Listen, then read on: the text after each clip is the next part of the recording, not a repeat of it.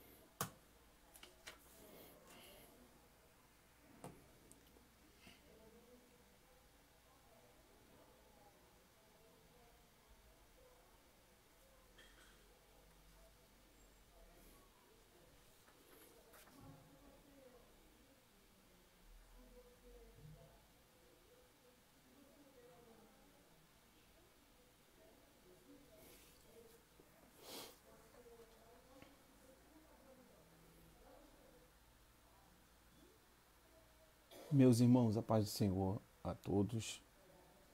Boa noite. Vamos dar início à nossa quinta aula de Novo Testamento 1, continuando a falar sobre o Evangelho de nosso Senhor e Salvador Jesus Cristo, segundo escreveu o evangelista Marcos. De antemão, a gente quer pedir perdão aos irmãos por mais uma vez iniciarmos a aula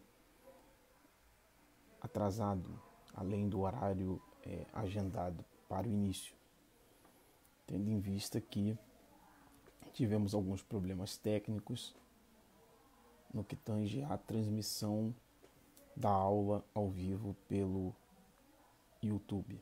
Então tivemos de retornar para o Facebook, ou tornar a utilizar o grupo da turma no Facebook, a fim de fazermos a transmissão da aula através desta mídia social ou deste veículo de comunicação. Nós vamos, portanto, orar ao Senhor para nós darmos prosseguimento à nossa aula, a despeito de parte do nosso tempo já está comprometido, mas nós vamos prosseguir, né, com o tempo que temos, a fim de avançar no conteúdo que nós estamos abordando. Senhor, nosso Deus, nosso Pai, nós, Senhor, bendizemos e glorificamos o Teu nome por esta noite, por essa oportunidade, pelo privilégio, Senhor, de podermos estudar um pouco mais a Tua Palavra, a fim de que possamos, Senhor, crescer tanto na graça quanto no conhecimento, de modo que isso possa reverberar no serviço que prestamos a Ti, de maneira que esse serviço seja prestado com mais qualidade, com mais excelência, conforme a Tua vontade, que é boa, que é agradável e ela é também perfeita. Pedimos a Ti, Senhor, que Tu abras o nosso entendimento e também o nosso coração, para que o que iremos aprender nesta noite não permaneça apenas em nosso intelecto, mas possa mudar a volição, a vontade do nosso coração, e que isso possa desembocar na mudança de comportamento, na mudança, Senhor, de atitude, que seja manifesta numa ação genuinamente cristã, genuinamente bíblica, similar, semelhante ao nosso Senhor e Salvador Jesus Cristo. Nós te pedimos, fica conosco. Ó Senhor, usa-me nesta noite. Seja com teus filhos, teus servos, alunos que estão nos seus lares ou nos seus trabalhos, aonde quer que eles estejam participando desta aula. Que o mesmo Deus que comigo está aqui possa também ser com cada um dos alunos. Nós oramos no nome de Jesus. Amém.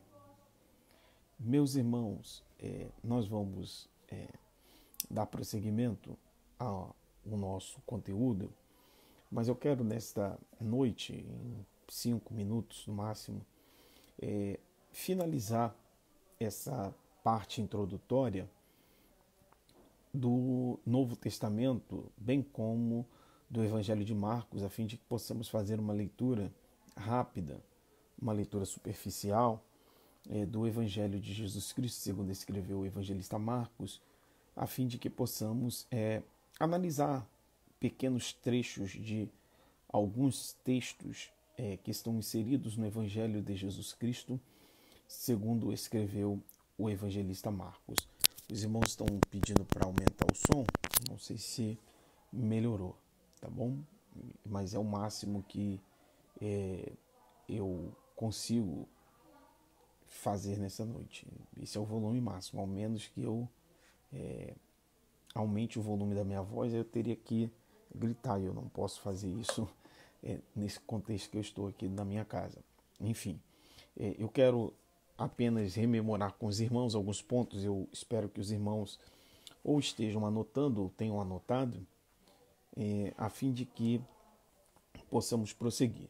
Nós falamos nas últimas aulas, essa quinta aula de Novo Testamento 1 e o Evangelho de Marcos, mas nós falamos ao longo dessas aulas um pouco sobre a introdução ao Novo Testamento, né? O título do Novo Testamento, nós falamos sobre os autores do Novo Testamento, alguns dos autores, ou por que não dizer todos os autores do Novo Testamento. Nós falamos com os irmãos que, embora o Novo Testamento ele possua 27 livros, nós temos, na verdade, apenas 8 autores que escreveram todo o Novo Testamento, né? É o apóstolo Mateus, João, Pedro, o apóstolo Paulo, Lucas, o historiador, o médico amado, Marcos, que também era conhecido como João Marcos, Tiago, irmão de Jesus, e Judas.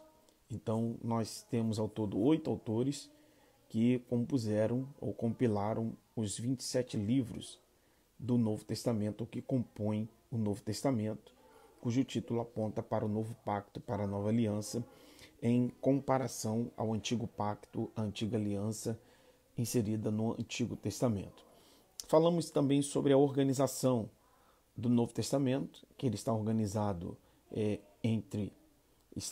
melhor dizendo, da seguinte forma: primeiro, o grupo dos 4 evangelhos, que dizem respeito à biografia de Jesus.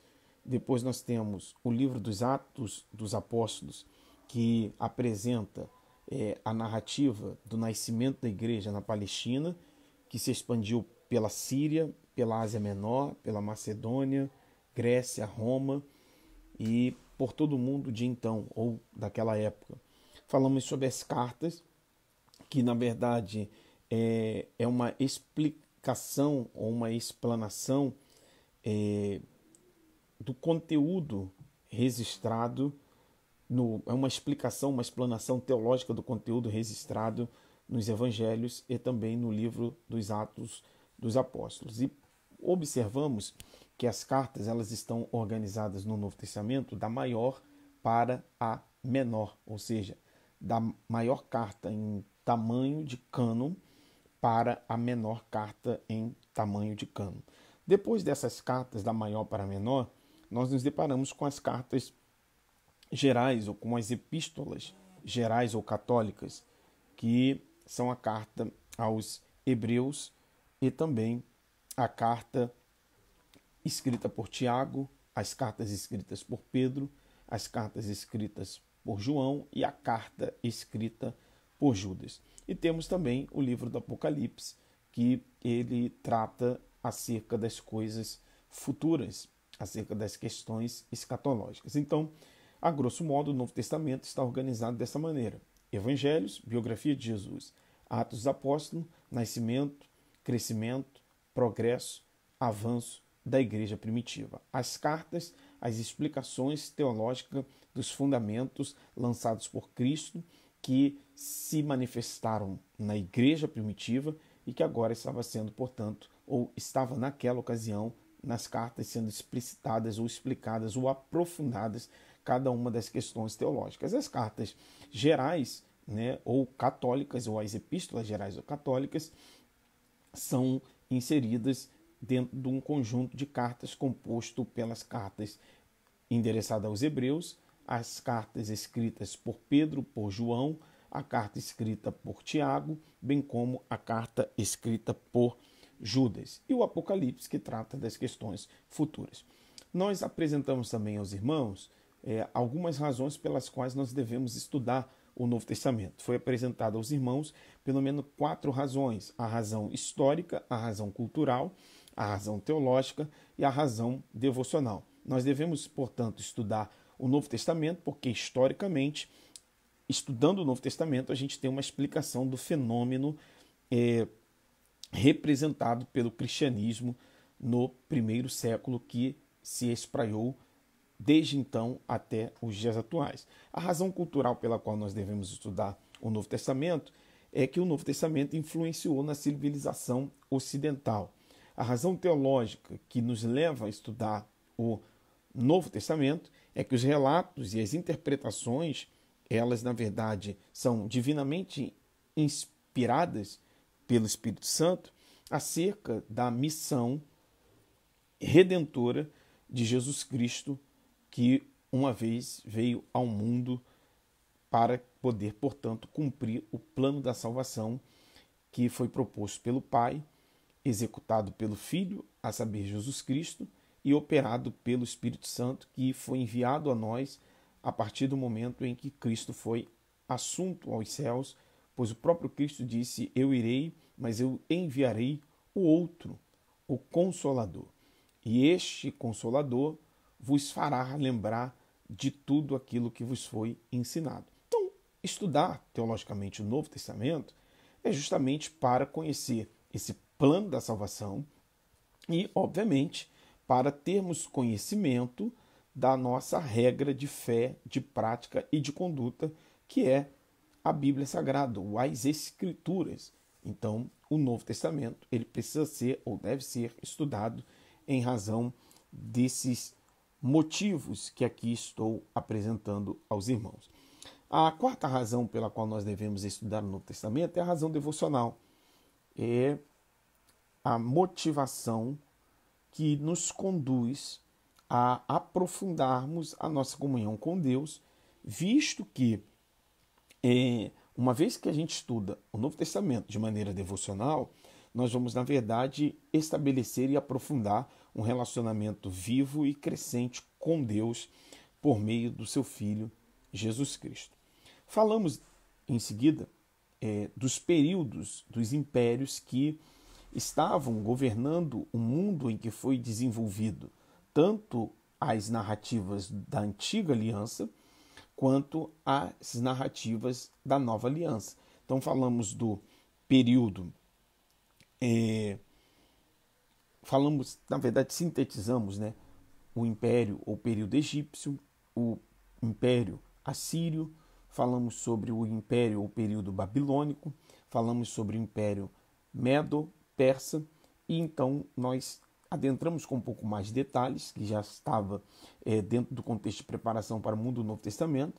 Falamos sobre o Império Grego, né? Falamos, obviamente, sobre Alexandre o Grande, o seu pai, Filipe II da Macedônia. Falamos sobre a herança, correto, de Alexandre o Grande, e falamos que após a sua morte, o seu reinado foi dividido entre os seus 4 generais. Os irmãos devem se recordar que eu citei os nomes de Ptolomeu, que ficou responsável pelo governo no Egito, Seleucida, que ficou responsável pelo governo da Síria, ao norte da Palestina. Falamos sobre Cassandro, que ficou responsável pelo governo da Grécia, da Macedônia e da Ásia Menor, e falamos sobre Lisímaco, que ficou responsável pela região da Trácia. E então nós tratamos com os irmãos que neste período, após a morte de Alexandre o Grande, os maiores protagonistas, a despeito da divisão do seu governo entre 4 generais, foram apenas 2.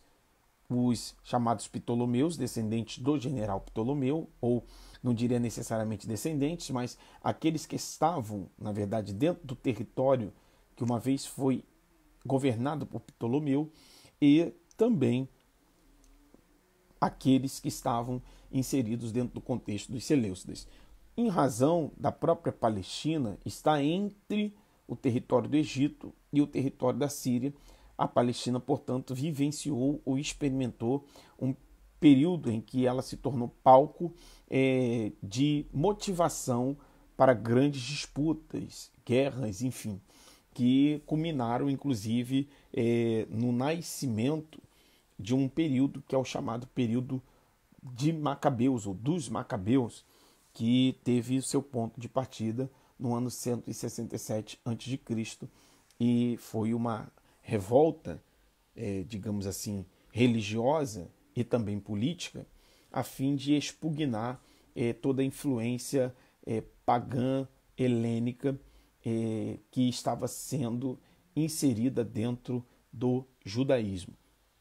Dentro desse contexto, nós vamos notar que o período dos Macabeus foi substituído pelo período romano, pelo Império Romano.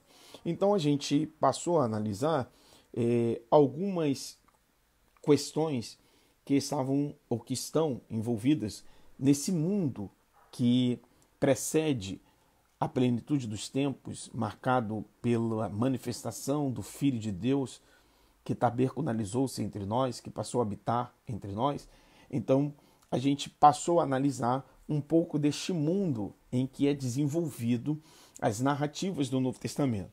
Falamos sobre o ambiente religioso, falamos sobre o paganismo, falamos sobre a religião do Império Romano, ou religião oficial, falamos sobre a adoração ao imperador, falamos sobre as superstições e sincretismo, falamos um pouco sobre o gnosticismo, falamos um pouco sobre as escolas filosóficas, estoicismo, epicurismo, os cínicos, os céticos, e falamos sobre algumas seitas políticos religiosas como os fariseus, os saduceus, os essênios, os herodianos, os zelotes. Comentamos de maneira muito superficial algumas das instituições do Novo Testamento, como o Sinédrio, que era uma espécie de escola pontifícia, era uma espécie de escola pontifícia porque ali era discutido aspectos, digamos assim, teológico.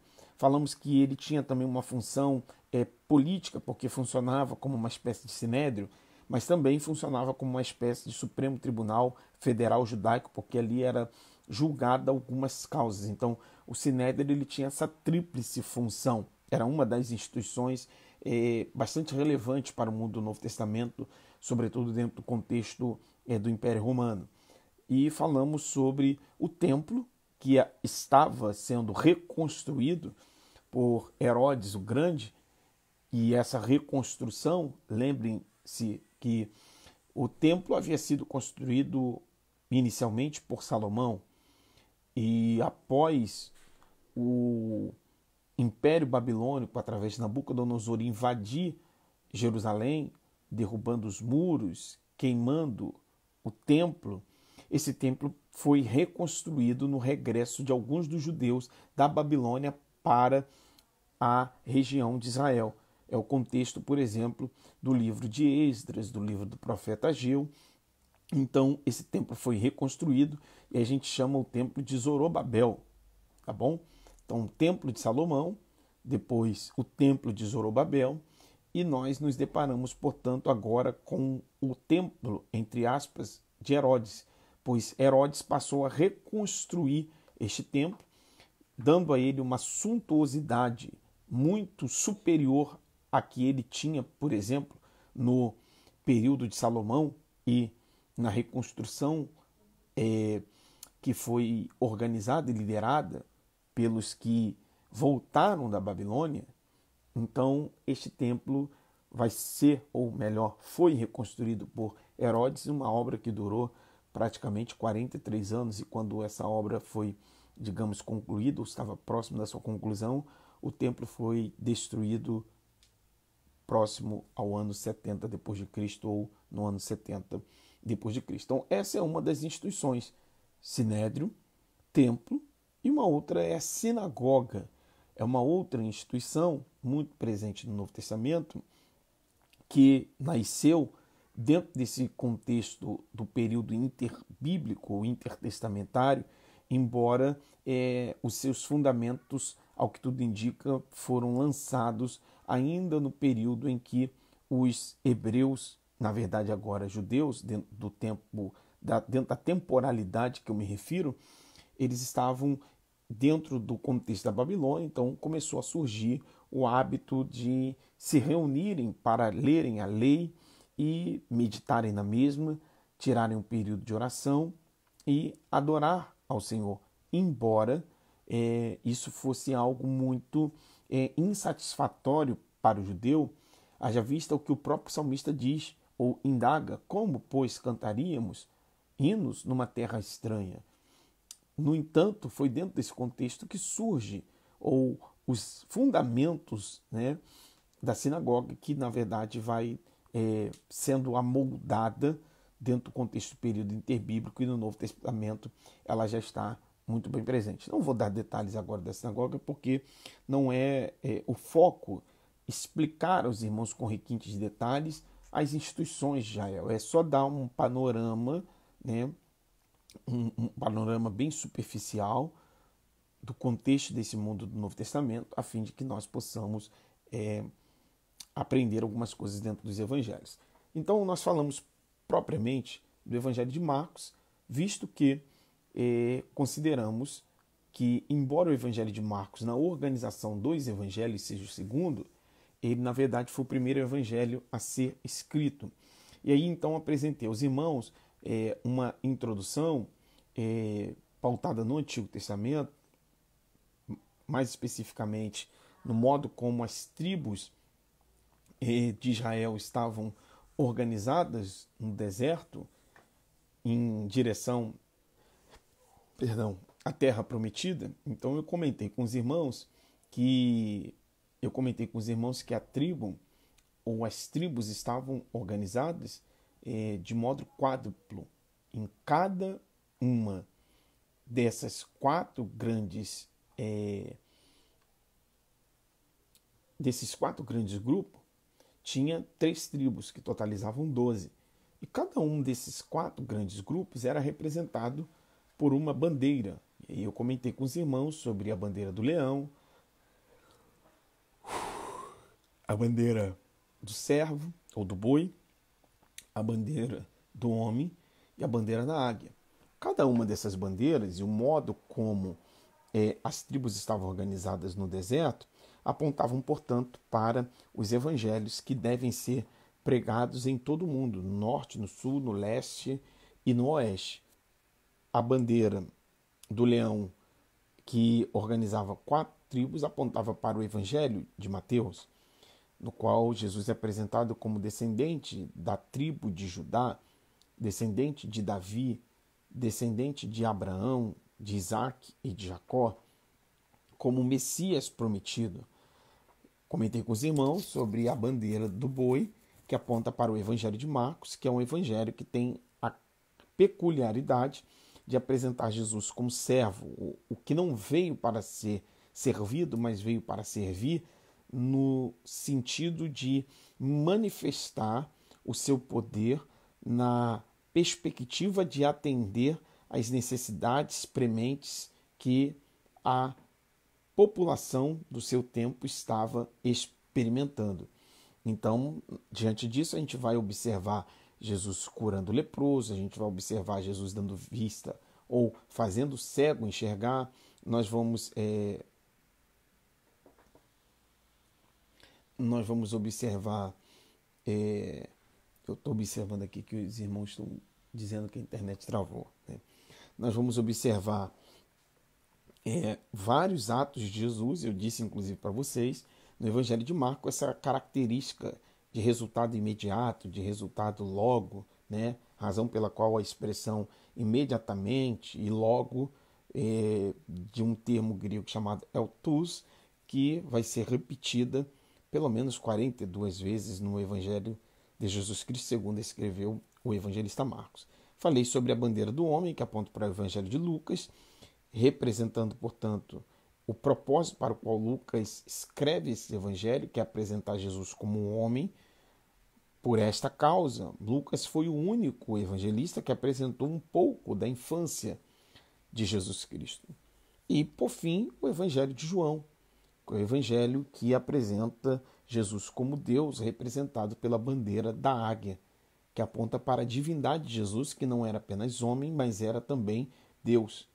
Ele não abriu mão da sua divindade, ele abriu mão da sua glória.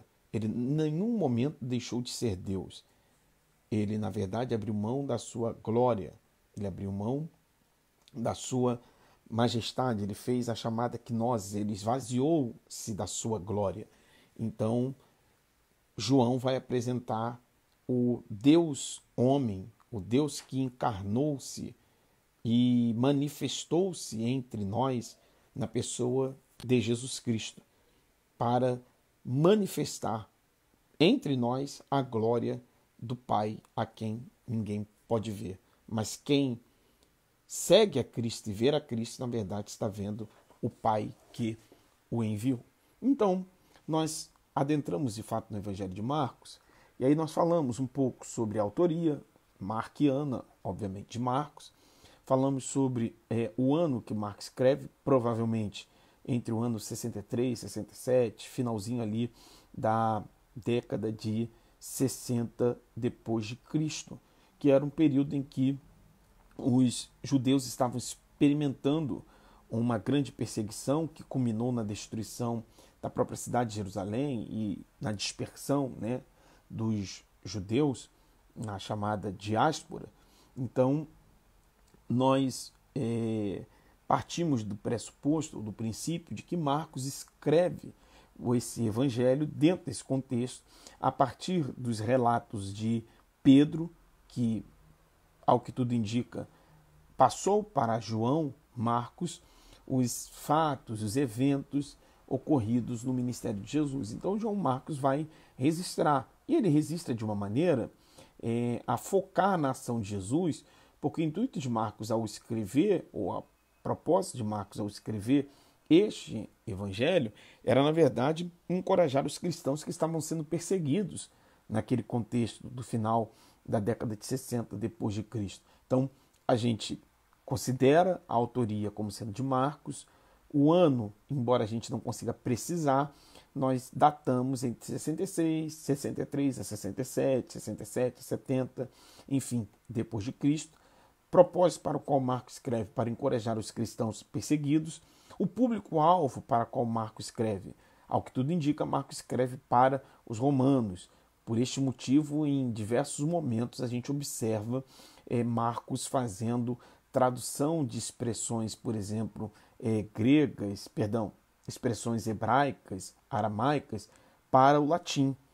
E isso com o intuito de que o seu escrito pudesse alcançar os romanos. Então, basicamente, foi esses aspectos que nós trabalhamos até aqui, e então nós falamos um pouco sobre a estrutura, né, do Evangelho de nosso Senhor e Salvador Jesus Cristo, segundo escreveu o evangelista Marcos. Nós falamos um pouco sobre como este evangelho ele está estruturado. Então a gente basicamente disse aos irmãos que o evangelho de Marcos ele está estruturado, ou pode, na verdade, ser apresentado para nós dentro de uma estrutura, digamos assim, tríplice. A gente trata sobre a introdução, que é o início do Evangelho de Marcos, que vai nos apresentar isso, que vai, na verdade, nos apresentar essa introdução no capítulo de número 1. Nós falamos, né, que pode também ser observado essa introdução, digamos assim, ela, na verdade, vai apresentar, né, digamos, aos irmãos um pouco da autoridade, né, de Jesus manifesto no início do Evangelho, os milagres de cura, as narrativas um tanto controversas que envolvem pessoas, isso tudo está na introdução e um pouco a seguir da introdução, que é o ministério de Cristo, que é o capítulo de número 1, versículo 14, até o capítulo 8, versículo 30. E também a gente pode considerar que as parábolas e os sinais de Jesus e a cegueira do mundo também são apresentados no capítulo de número 3 até o capítulo de número 6. Eu estou observando aqui no meu esboço e eu estou às vezes com calor aqui, posso até me confundir aqui nas minhas anotações. Que em parte, né, a gente tem a introdução, capítulo 1, versículo 1 ao 13. Aí a gente tem o ministério de Cristo, capítulo 1, versículo 14 até o capítulo 8, versículo 30. Dentro do ministério de Cristo, a gente pode fazer uma divisão em 3 partes. Letra A, a autoridade de Jesus e a cegueira dos fariseus, capítulo 1, versículo 14 até o capítulo 3, versículo 6. Letra B, as parábolas e os sinais de Jesus e a cegueira do mundo, não mais a cegueira dos fariseus, mas a cegueira do mundo, capítulo 3, versículo 7 até o capítulo de número 6, versículo 6, parte A, ou a primeira parte do versículo 6 do capítulo 6. E a terceira parte dessa primeira que eu estou apresentando aos irmãos, que diz respeito ao ministério de Cristo, fala, portanto, sobre o ministério de Jesus aos gentios e a cegueira dos discípulos. Observe, a gente tem a cegueira dos fariseus, a cegueira do mundo e a cegueira dos discípulos, que está descrita no capítulo 6, versículo 6, parte B em diante, até o capítulo 8, versículo de número 30. A terceira parte, lembrando, primeira parte é a introdução, segunda parte, o ministério de Cristo. Terceira parte, a paixão de Cristo, que envolve o capítulo 8, versículo 31 em diante, até o capítulo 16, versículo de número 8. Dentro dessa terceira parte, que diz respeito à paixão de Cristo, a gente pode fazer uma divisão tripla. Letra A, predições da morte e o significado discipulado, ou seja, Cristo vai predizer a sua própria morte e vai dar sentido ao que é de fato, discipulado. Isso está inserido no capítulo 8, versículo 31, até o capítulo 10, versículo de número 52. Na parte B dessa terceira parte, que é a paixão de Cristo, nós podemos, por exemplo, observar Jesus e o templo, capítulo de número 11, versículo 1, até o capítulo 13, versículo 37, nós vamos observar a relação de Jesus com o templo. A gente observa, por exemplo, no capítulo 11, versículo 1 ao 25, a entrada de Jesus e o julgamento. A gente observa o ensino e o debate de Jesus no templo, capítulo 11, versículo 27, até o capítulo 12, versículo 44. A gente percebe a predição da destruição e o retorno de Cristo no capítulo 13, versículo 1 até o versículo 37. E a parte C, que é a parte final, deixa eu só tirar esse WhatsApp aqui do meu telefone.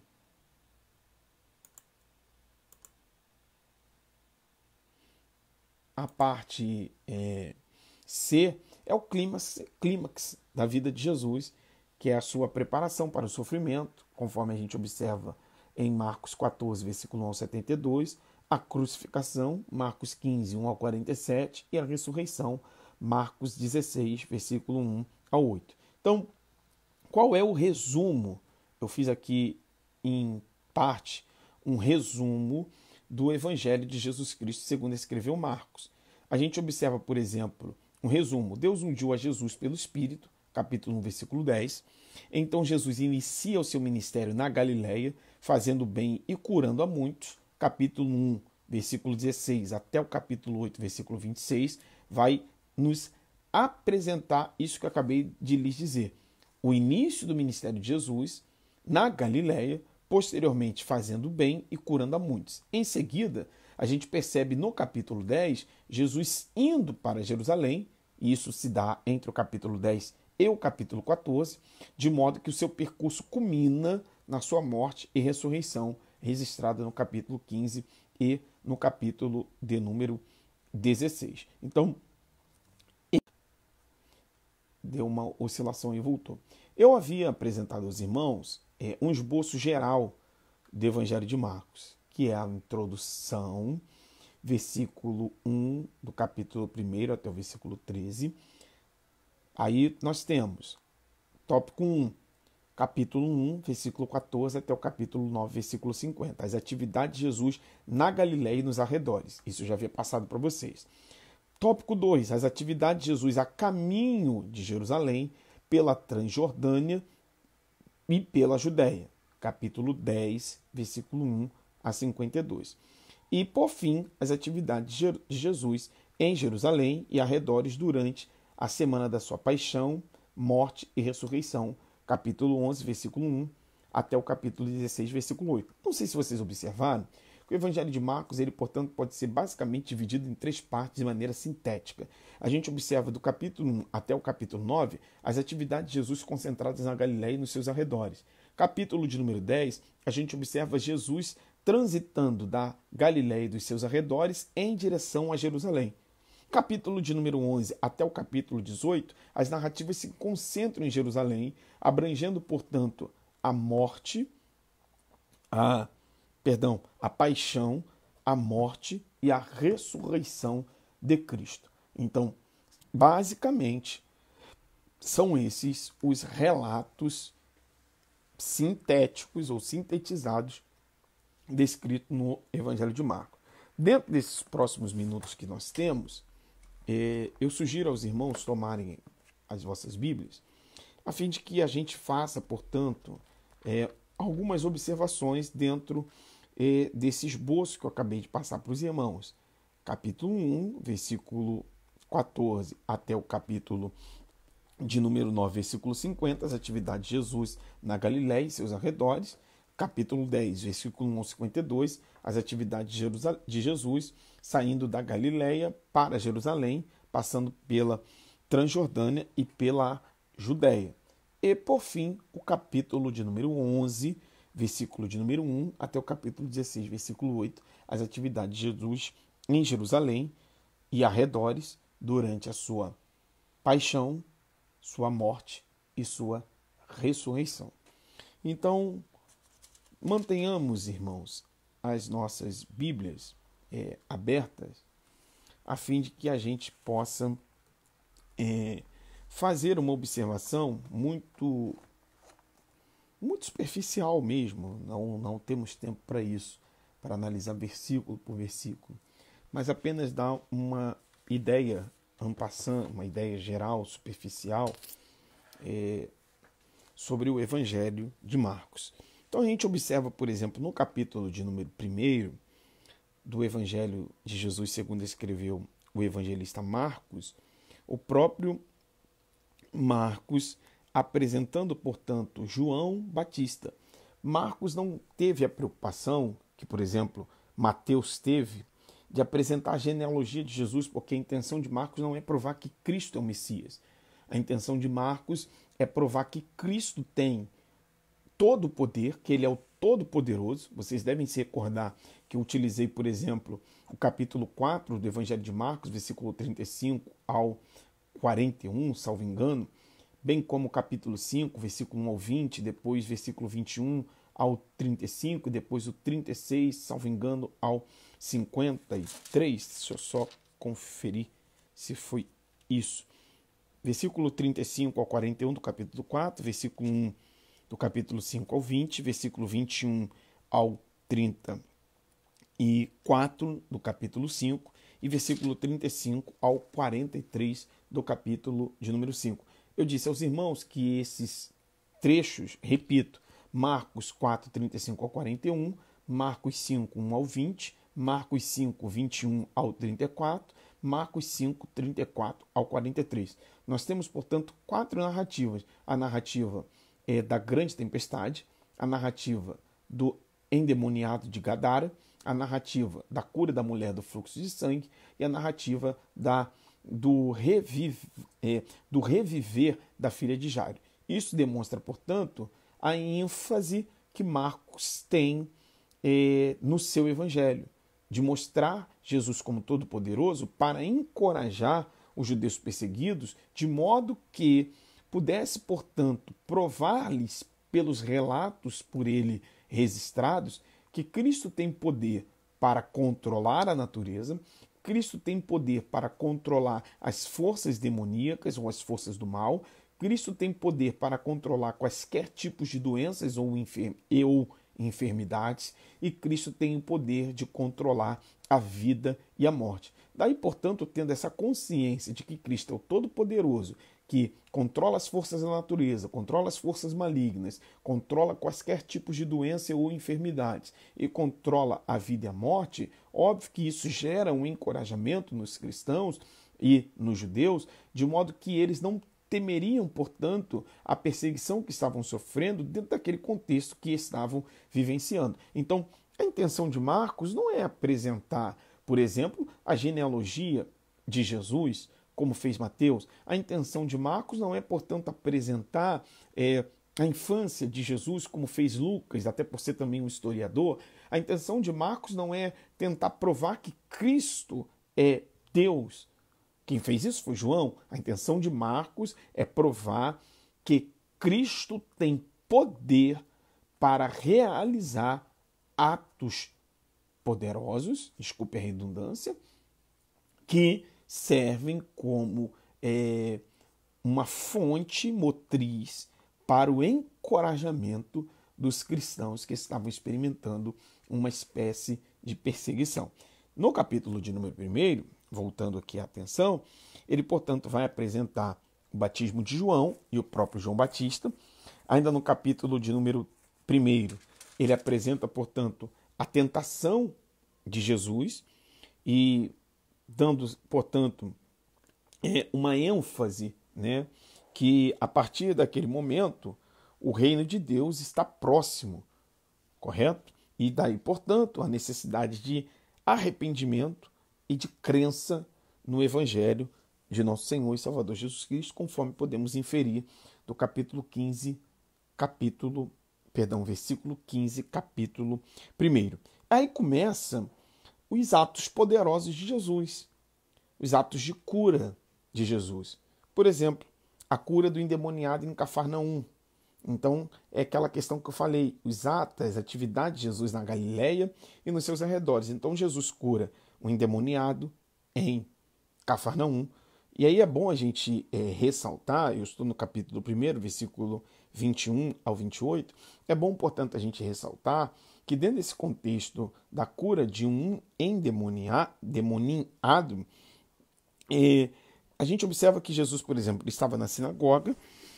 O texto diz, né, no versículo 22, que aquelas pessoas que estavam na sinagoga se maravilhavam da doutrina de Jesus, porque ensinava como tendo autoridade, não como os escribas, e estava na sinagoga um homem com espírito imundo, que exclamou dizendo: "Que temos contigo, Jesus Nazareno? Vieste destruir-nos? Bem sei quem és, o Santo de Deus." Até o demônio reconhece que Jesus é o Santo de Deus, o Filho de Deus, e Jesus, portanto, deixa uma lição para nós, que ele repreende aquele demônio dizendo: "Cala-te e sai dele."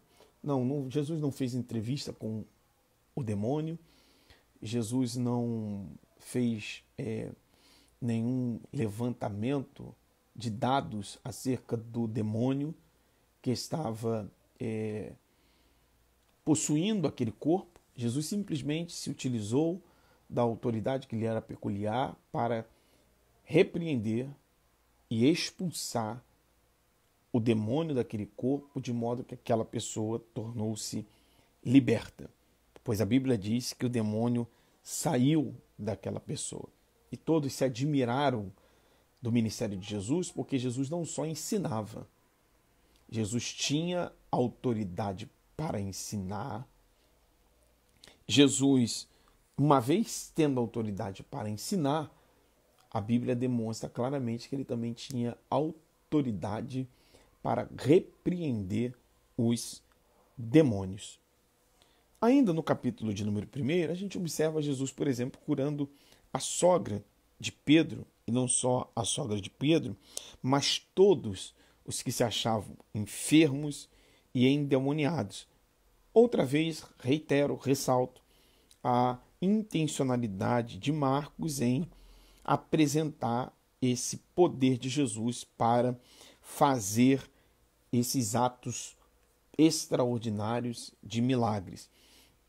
Então, a gente nota, por exemplo, no versículo 40 ao 45, a cura de um leproso, pois Jesus vai, na verdade, aproximar-se, ou o leproso aproximou-se dele, e de joelhos começa a rogar a Jesus, dizendo: se queres, bem podes limpar-me ou tornar-me limpo.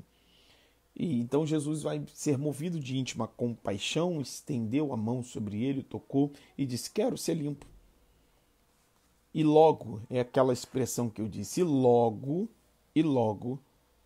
ele ficou curado. E aí Jesus faz questão de dizer àquele homem curado, ou de proferir uma orientação para aquele homem que foi curado, que ele não deveria dizer nada a ninguém, mas deveria mostrar-se ao sacerdote e oferecer, portanto, um sacrifício de purificação, conforme determinado na lei de Moisés. Jesus, no capítulo de número 2, vai curar o paralítico de Cafarnaum, que desceu pelo telhado. A gente deve considerar que as casas daquele tempo não eram casas como as atuais, feitas de laje, de concreto e bloco, obviamente que não. Era muitas vezes palha, que tinha uma espécie de um revestimento, e, portanto, isso em algumas casas, obviamente, e, portanto, poderia que, inclusive, no terraço dessas casas servia, inclusive, para algumas finalidades, que eu não quero entrar nesses detalhes para não tomar tempo. Então, a gente observa que aquele homem, por não conseguir entrar no local em que Jesus se encontrava, ele então entra pelo telhado. Perdão. Eu estou com sono mesmo, viu, irmão? Cansado. Eu estou com um filho de... Meu filho completou 7 dias segunda-feira, então meu filho hoje, quarta-feira, ele está com 9 dias de vida. Então, ele é uma bênção mesmo, graças a Deus pela vida do meu filho. Quase não chora, é um excelente menino, só que inevitavelmente, né, a gente dorme pouco, porque está sempre atento, temendo que aconteça alguma coisa.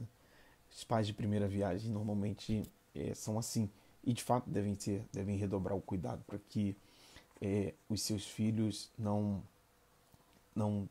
perpassem por nenhuma dificuldade. Meu filho, por exemplo, 2 dias depois, um dia depois de nascido, ele se sufocou ainda na maternidade onde ele nasceu, com o líquido de parto, que hoje em dia não fazem mais aspiração como no outro tempo faziam dos bebês.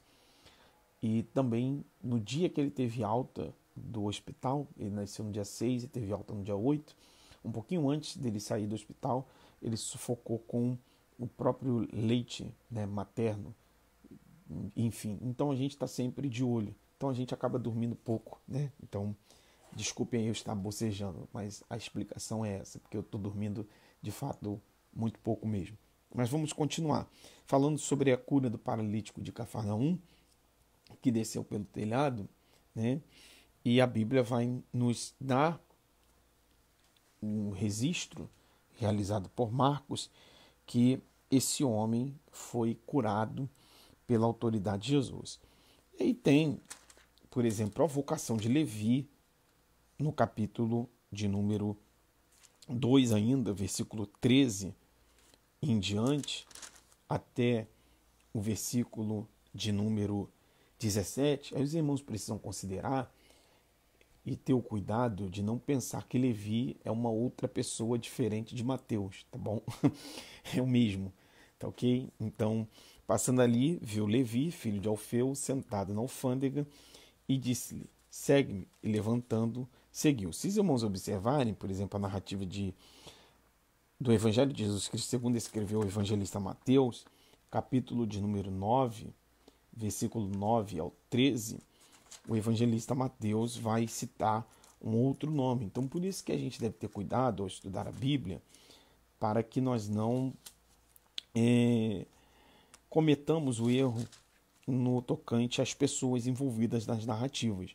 Por exemplo, versículo 9 do capítulo 9 de Mateus, ou do Evangelho de Jesus Cristo, segundo escreveu Mateus, Mateus diz assim, e Jesus, passando adiante dali, viu assentado na alfândega um homem chamado Mateus, e disse-lhe, segue-me. E ele, levantando-se, o seguiu. Então, percebam que os nomes são distintos, mas se referem, portanto, à mesma pessoa. E esse Mateus, ele trabalhava na alfândega, ao que tudo indica, de Cafarnaum. E então Jesus vai chamá-lo.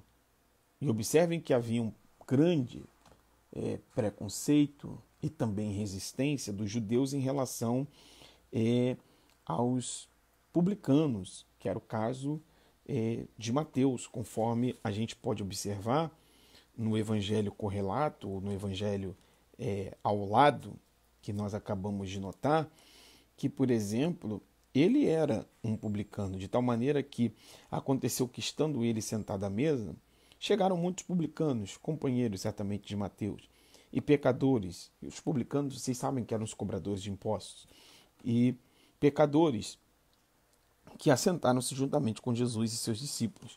E isso, obviamente, que incomodou os fariseus ao perceberem que Jesus estava sentado com os publicanos e com os pecadores. Jesus vai retrucá-los, dizendo que não são os sãos que necessitam de médicos, mas sim os que estão doentes. Ou seja, eu não vim chamar os justos, mas sim os pecadores.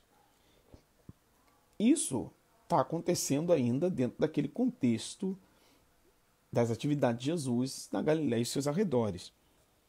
Jesus vai tratar sobre o jejum, não vou dar detalhes, que eu sei que vai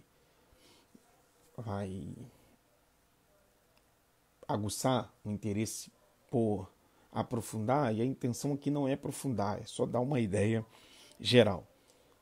Então Jesus vai falar sobre o jejum, vai falar sobre o fato dele ser o Senhor do sábado, porque vocês sabem que naquele tempo não se podia realizar atividade, pelo menos um judeu, não se podia realizar uma atividade no sábado, tendo em vista que era o dia de descanso.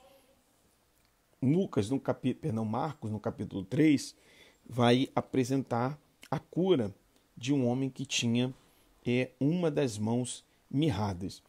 E aqui sim eu quero dar uma ênfase no capítulo de número 3, versículo 13 ao 19, que é a eleição dos 12, que diz assim o versículo 13, e subiu ao monte e chamou para si os que ele quis, e vieram a ele.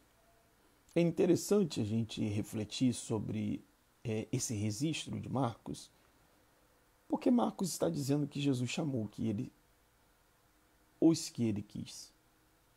A gente tem muita dificuldade em aceitar as pessoas que Jesus chama. Mas Jesus chama quem ele quer. E aqui é um registro muito claro que Jesus chamou quem ele quis. E vieram a ele.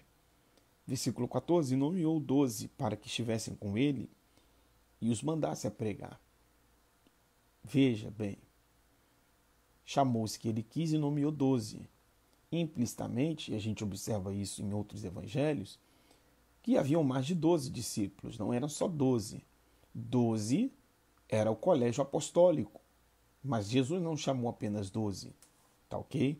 Nomeou e chamou 12 para o colégio apostólico, mas muitas outras pessoas eram discípulos de nosso Senhor e Salvador Jesus Cristo. Então mandou-os pregar, e para que tivessem o poder, não só pregar, mas para que tivessem o poder. Veja, tem muita gente pregando, mas pouca gente com poder. Muita gente, às vezes, com poder, que não prega. As duas coisas precisam caminhar junto, pregação e poder. Lembra do que Jesus disse, Mateus registrou? Errais, não conhecendo as Escrituras, nem o poder de Deus. Então veja, a pregação do Evangelho deve ser acompanhada pelo poder. Mas notem que a pregação vem antes do poder, não apenas no Evangelho de Jesus Cristo, segundo escreveu o evangelista Mateus, capítulo de número 22, versículo de número, deixa eu só me encontrar aqui, capítulo de número 22 do Evangelho de Jesus Cristo, segundo escreveu Mateus, versículo de 29. Jesus, porém, respondendo, disse-lhes: errais, não conhecendo as Escrituras, nem o poder de Deus. Observem que as Escrituras precedem o poder de Deus, dando, portanto, a entender que o ensino, a pregação, vem antes da manifestação do poder, porque o poder deve vir em consequência da pregação e do ensino da palavra. Por esta causa, Marcos não registra em vão o que registrou, e lemos que Jesus nomeou os 12 para que estivesse com ele e os mandasse a pregar, e para que tivessem o poder. Veja, primeiro os mandou para pregar, mas também os mandou para que tivessem poder. E poder para quê? Para se auto-vangloriar? Para se auto-exaltar? Para se sentir superior a outros? Não. Poder de curar as enfermidades e expulsar os demônios. E aí então Marcos vai citar os nomes dos 12 que Jesus nomeou. Simão, a quem pôs o nome de Pedro. Simão Pedro. Um homem tempestivo. Um homem volátil, vulnerável, oscilante na fé, pelo menos até antes do Pentecostes. A gente percebe que Pedro era um homem oscilante, tão oscilante que tinha fé para andar sobre as águas e segundos depois submergiu as águas sobre as quais ele mesmo andava. Um homem oscilante que disse que estaria com Jesus até o fim, mas que negou a Cristo. Veja se às vezes nós não nos parecemos com Pedro. Veja o quanto nós oscilamos na nossa fé. O quanto e em muitos momentos somos intempestivos, descuidados com as consequências das nossas palavras, dos nossos atos. Veja, Jesus chamou Pedro. Isso significa dizer que Jesus chama pessoas imperfeitas, pessoas com falhas, pessoas com mazelas. Isso a gente precisa considerar no Evangelho de Marcos, embora essa lista esteja também presente no Evangelho de Jesus Cristo, segundo escreveu Mateus. Mas é interessante observar essa lista a partir das palavras escritas por Marcos. Simão, a quem pôs o nome de Pedro. Um outro detalhe interessante. Os nomes, como estão colocados. Ele poderia ter colocado aqui Judas como primeiro, mas Judas está como último. Dá a entender, e não foi apenas João Marcos quem colocou Pedro como primeiro na lista. Se os irmãos observarem o capítulo 10 do Evangelho de Jesus Cristo, segundo escreveu o evangelista Mateus, está escrito assim, versículo 2. Ora, os nomes dos 12 apóstolos são estes. O primeiro Simão chamado Pedro. Pedro é o primeiro. Se a gente observar, por exemplo, o Evangelho de Jesus Cristo, segundo escreveu São Lucas, capítulo de número 6, versículo 12 ao 16, nós vamos observar que Lucas vai fazer o seguinte registro, versículo 12 do capítulo 6 do Evangelho de Jesus Cristo, segundo escreveu São Lucas. E aconteceu que naquele dia subiu ao monte a orar e passou a noite em oração a Deus. E quando já era dia, chamou a si os seus discípulos e escolheu 12 deles, a quem também deu o nome de apóstolos. Veja, Jesus passou a noite orando. E alguém pode dizer, orou tanto e escolheu Pedro. Orou tanto e escolheu João. Orou tanto e escolheu Judas. Jesus não errou na escolha de nenhum. Porque Jesus não chamou perfeitos. Jesus chamou imperfeitos que poderiam ser aperfeiçoados a partir da sua graça, do seu poder e do seu discipulado. Quem quis, avançou. Quem não quis, ficou pelo caminho. E isso continua acontecendo até os dias atuais. Quem não quer melhorar, quem não quer ser aperfeiçoado, quem não quer ser discipulado, fica para trás. Agora, quem quer crescer, melhorar, avançar,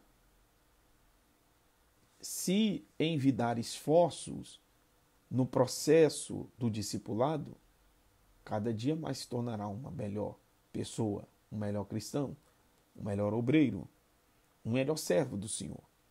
Então, Lucas diz assim no versículo 14, Simão, ao qual também chamou Pedro e André. Se nós fizermos uma observação, a ordem proposta por Lucas inicialmente é igual à de Mateus. Primeiro Pedro, depois André, e aí segue e seu irmão, André, seu irmão, Tiago e João, se repete também em Mateus. E aí depois Lucas apresenta Filipe e Bartolomeu, de igual modo, de igual modo, Mateus também, Filipe e Bartolomeu. Depois, Mateus e Tomé. Já Mateus, o evangelista, coloca Tomé e Mateus. Ele mudou a ordem. Se a gente observar, por exemplo, em Marcos, ele diz Simão, depois Tiago, depois João, irmão de Tiago, aos quais pôs o nome de Boanerges, que significa filhos do trovão. Então veja, chamou Pedro, chamou Tiago, chamou João. Intempestivos também. Tão intempestivos que Jesus chamou-os de filhos do trovão, porque num dado momento eles queriam inclusive que caísse fogo do céu para consumir uma aldeia de samaritanos. E aí então apresenta André. Por que primeiro Pedro, Tiago e João? Porque eram os mais proeminentes entre os 12. Eram os que estavam mais próximos de Jesus. Então, Pedro foi quem transmitiu a João Marcos os acontecimentos. E então, Marcos teve o cuidado de colocar nessa listagem aqueles que estavam mais próximos de Jesus. Então, Pedro, Tiago e João, inclusive eram eles que estavam no Monte da Transfiguração. Os irmãos estão lembrados? Então veja, continuamos. André e Filipe e Bartolomeu. E aí você precisa considerar que Bartolomeu é o mesmo chamado de Natanael. Não vou aqui detalhar a história de cada um dos discípulos, mas veja, André e Filipe. André, irmão de Pedro. Filipe, aquele que Jesus chamou, conforme registrou o evangelista João no capítulo 1. Filipe. E Bartolomeu. E Mateus, aqui o publicano. Jesus chamou um cobrador de impostos. E normalmente, os cobradores de impostos eram ladrões. Cobravam propina, aumentavam, duplicavam, triplicavam, quadruplicavam as tarifas, as taxas. sobrecarregavam os impostos, a fim de sempre estar faturando um em cima do outro. Aí alguém pensa que propina foi algo inventado pelo petrolão, pelo mensalão e por aí vai. Não. Já naquele tempo, ao que tudo indica, já havia esse mau hábito de se cobrar coisas e valores para determinadas situações. Tomé, um crédulo, um descrente, que precisava ver para crer. Não, o pastor João está dizendo aqui, nada como o dia de hoje. Não, o dia de hoje não se compara com os bilhões que foram recuperados do petrolão, não se compara às taxas que eram cobradas pelos publicanos. Certamente não. O que eu apenas quis ressaltar é que a prática, a inclinação ao aproveitamento já existia. A verdade, esse mal existe desde o Éden, irmão, desde a queda do homem. Ele só vem se, digamos assim, se avolumando, tomando proporções cada vez mais gigantescas, assustadoras, avassaladoras, destruidoras. Então veja, Mateus, Tomé, Tiago, filho de Alfeu, Tadeu e Simão Zelote. Zelote, nós já falamos sobre Zelotes. Não preciso dar detalhes, mas já falamos. Jesus chamou alguém dessa seita profundamente política, composta por alguns homens dispostos a cometer assassinato daqueles que, porventura, defendessem o Império Romano. Jesus chamou.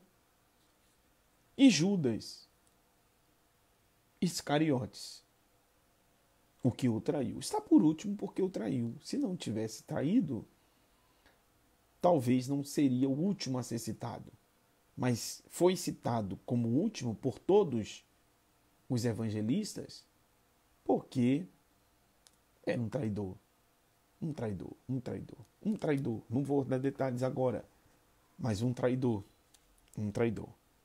Veja, um traidor. Então, 12 homens que Jesus chamou. E não errou nos que chamou.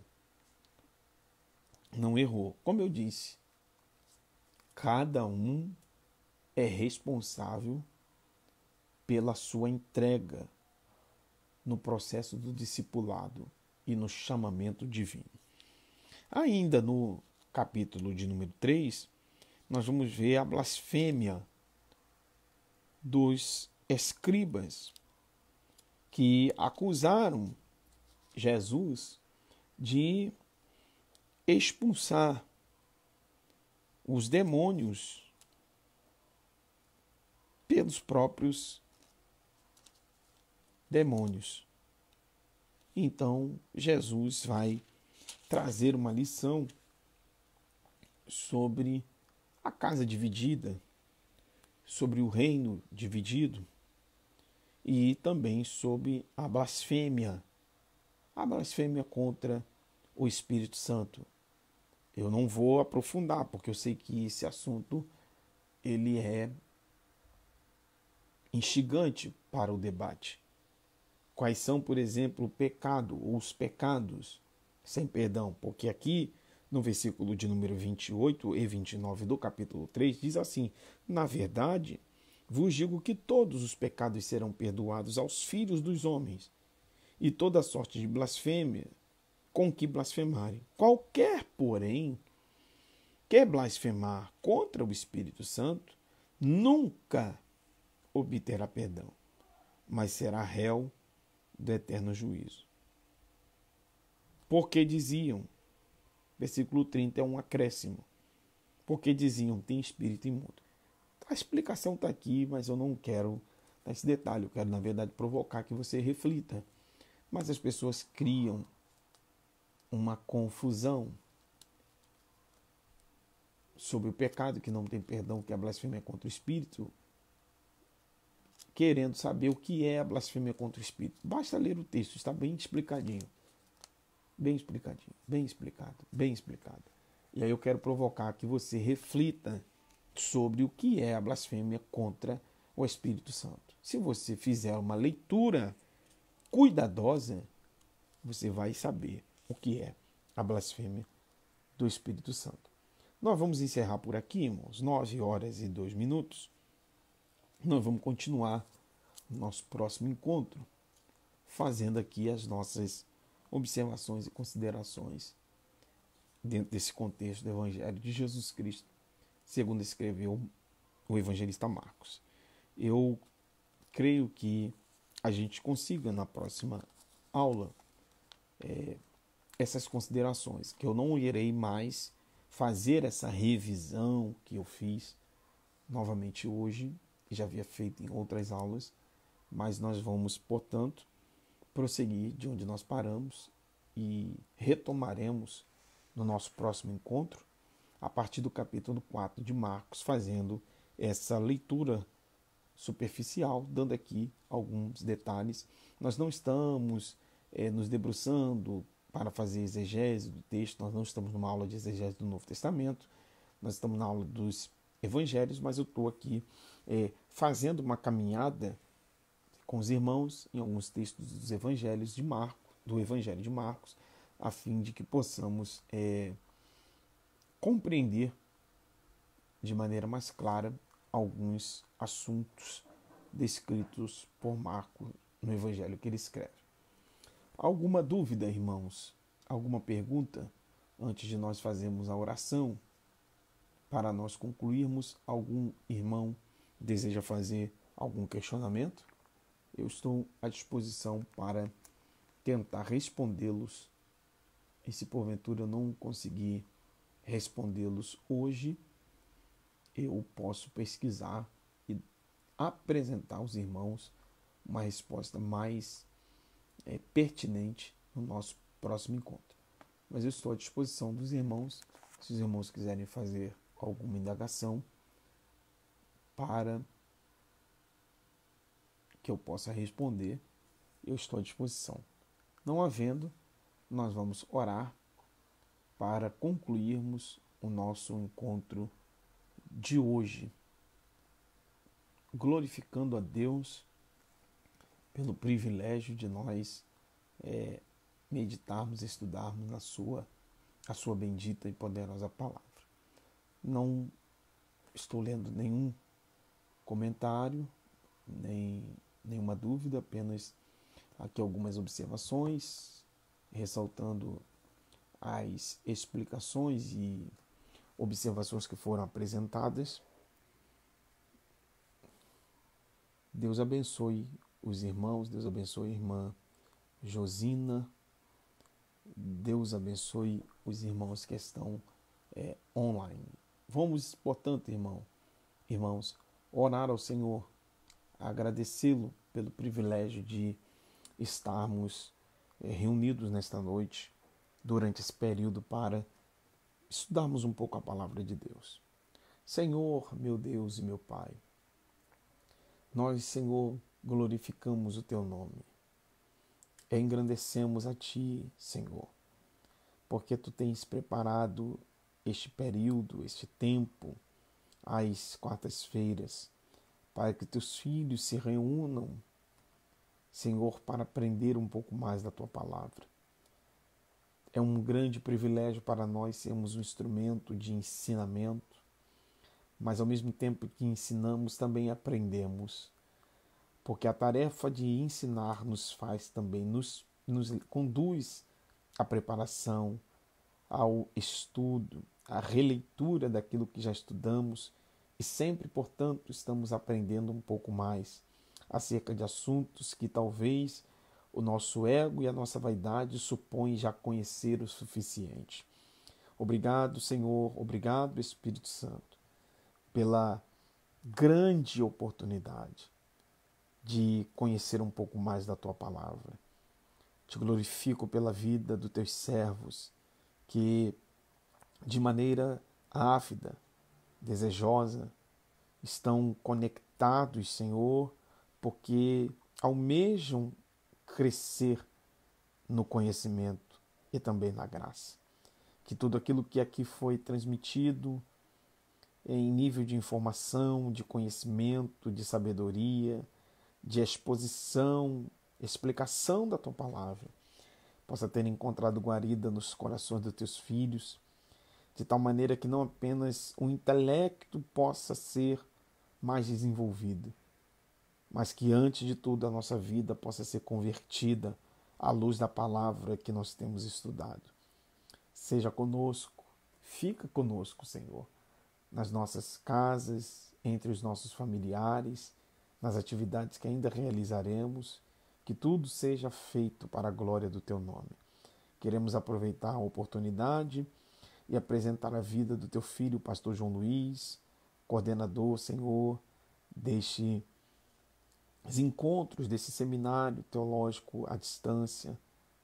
Teu filho que esteve internado, ó Senhor, nos últimos dias, mas que ontem, para o louvor do Teu nome, Teu filho recebeu, Senhor, a liberação daquele hospital e já pode estar entre os seus familiares. Pedimos ao Senhor que Tu restabeleça a saúde do Teu filho por completo, dando a ele força, vigor, renovando a sua fé, sua esperança, seu ânimo, ajudando o Senhor na sua condição física, tocando nos órgãos do seu corpo, para que nenhum deles, Senhor, possa de fato comprometer o teu filho, de maneira que ele não possa mais estar realizando aquilo para o qual o Senhor chamou, que é fazer a tua obra através da pregação e do ensino da tua palavra. Que o teu filho possa, Senhor, ter o revigoramento necessário. Que o teu filho possa, Senhor, ter plenamente cada órgão do seu corpo e tudo aquilo que é necessário para que ele possa estar fortalecido, possa entrar em pleno funcionamento cada vez mais. Nós ansiamos, Senhor, pela manifestação do teu filho outra vez entre nós, ensinando a tua palavra, pois para isto tu o chamou. Seja com ele, com a sua esposa irmã Miriam, com seus filhos, Davi, a Débora, seja com cada um dos alunos e seus respectivos familiares. Dê-nos uma noite de sono tranquila, reparadora, se o Senhor nos permitiu amanhã, que nós possamos viver para a glória do teu nome. Fica conosco, Senhor. Esta é a nossa oração, que fazemos no nome de Jesus, teu Filho amado, que vive e reina para todos sempre. Amém e amém. Meus irmãos, Deus abençoe, viu? A paz do Senhor. Muito obrigado aí pelas felicitações em razão do nascimento do meu filho. Muito obrigado, irmã Josina. Muito obrigado, irmão Walter. Muito obrigado a todos vocês. Até o próximo encontro, viu, meus irmãos? Tenham uma boa noite. Fiquem na paz do nosso Senhor e Salvador Jesus Cristo. Tá bom? Grande abraço. Até mais. Tchau, tchau. Deus abençoe.